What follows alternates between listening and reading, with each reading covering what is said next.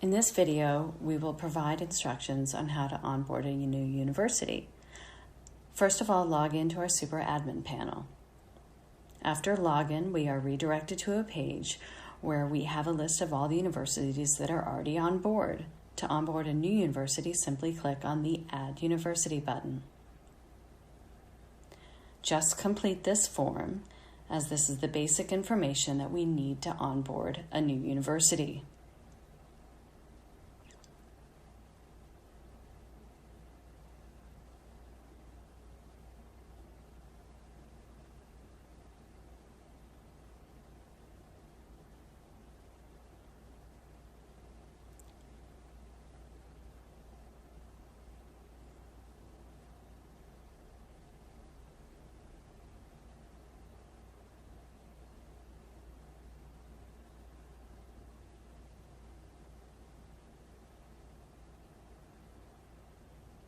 Once all the information is complete, please click Add.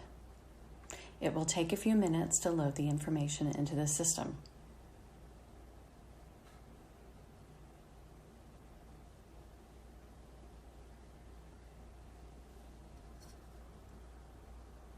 Once the university is added, you will see it appear on this list.